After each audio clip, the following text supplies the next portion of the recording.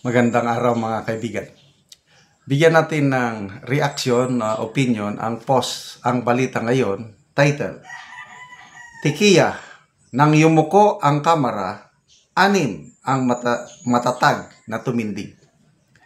Mariing pinuri ng kilalang political strategist na si Miss Malo Tikiya, ang 6 na kongresistang matapang na tumindig laban sa 60 kaaraw na suspensyon na ipinataw kay Cavite 4th District Representative Kiko Barsaga sa gitna ng garapalang korupsyon sa ilalim ng kasalukuyang administrasyon.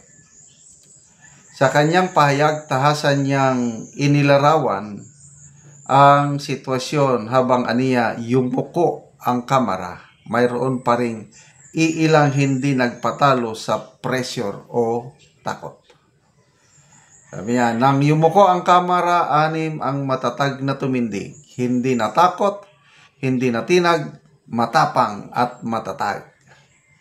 Tinukoy ni Tikiya ang grupo bilang Fierce 6, fierce, yung matapang, may paninindigan. Sinati Barsaga, Libeste, Marcoleta, Nazal, San Fernando at Sontay. Mga kinatawan mula sa 3 party list at 3 distrito na nanindigan para sa integridad at katotohanan. Para kay Tikiya, hindi lamang ito simpleng pagboto. Ito ay pagpapakita ng paninindigan sa panahong sinusubok ang kredibilidad ng institusyon. Kaya't aniya malinaw ang mensahe. May kinabukasan maliwanag kasama ang 6. At sa huli, nag-iwan ng hamon, isang pagnanais na mas dumami ang mga babaeng handang manindigan. Sana lang may babaeng mambabatas na matapang tatayo at sasama rin. Sa gitna ng kontrobersya para kay Tikiya, ang Fierce 6 ay hindi lamang grupo, kundi simbolo ng pag-asa sa isang institusyong matagal nang binabayo ng duda at pagkadismaya. Ayos! Ito po yung litrato ng 6. Barsaga, Cavite. Leandro Libeste, Batangas. Marcoleta, Sagip, Partilis. Sino bang sunod? San Fernando, Manggagawa. Itong sunod is Sontay. Congressman Sontay, if I'm not mistaken, is Quezon City. And then Nazal, nakalimutan ko yung party list niya. Grabe. So, salamat sa Fierce 6. Tingnan natin ang reaction 37,000 people who reacted.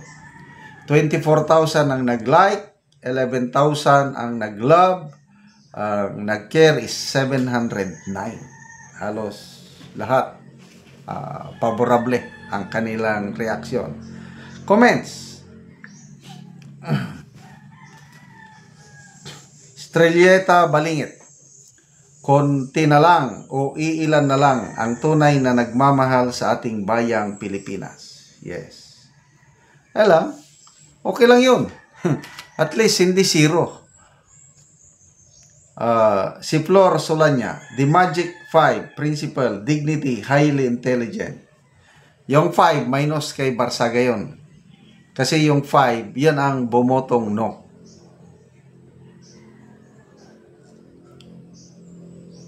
Victoria, sabi niya, integrity is not based on quantity, number, but quality, honesty. Okay. Cynthia Punzalan, only those with a clean desire to serve will stand. This is called to challenge to other lawmakers. Ang ganda nga yung explanation ni Congressman Libeste. Sabi niya, may kasamaan tayo congressman na inaakusahan nagbayad ng I think 100 billion ba yun sa DPWH. Kasi si Congressman Libeste, ang pinapahayag niya is parang yung DPWH budget for sale. pag magkasundo kayo sa tamang presyo, bibigyan ka ng mga proyekto. Ganun ang kanyang sinasambula. Kabi, ano? O hindi naman siya, wala namang nag-ano sa kanya. Tahimik man sa kanyang, baka ibig sabihin, totoo yun. Flood control project for sale. Tapos bloated ang mga construction materials. Noon pa siya sinasabi, i-decrease nyo ng 25%. Pwede ba para makatipid?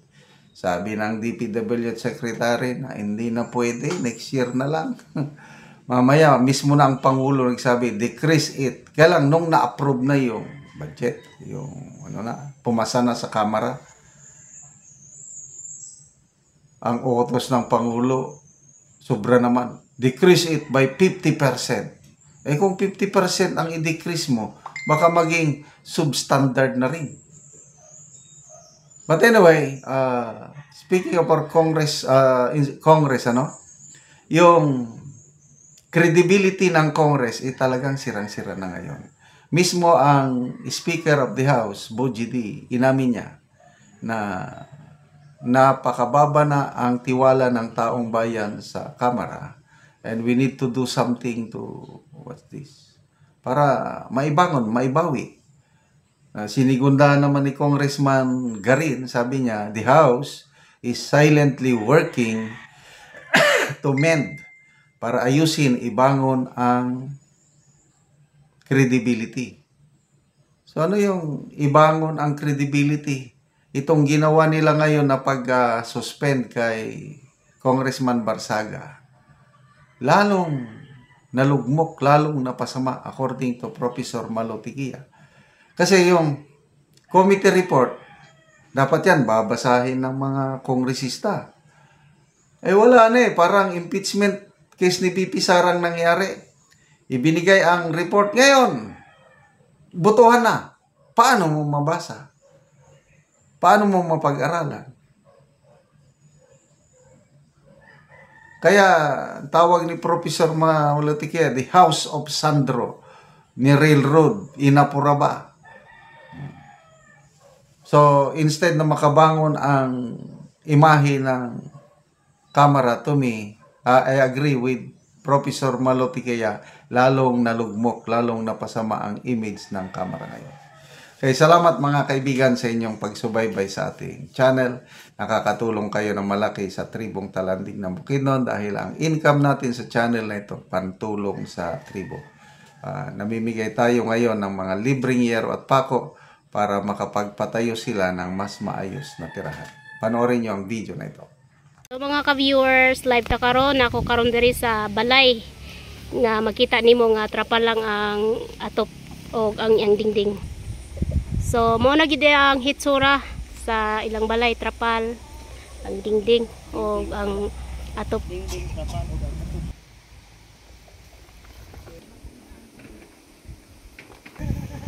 So luoy kayo ang kahimtang sa balay o sa tag-iya dito sa sulod. So atong sudlon para na atong makita. So atong tan-awon si ante. Ayo. Oy. Mayong puntag te. So mo ni ang kahimtang nila ante diri sa sulod.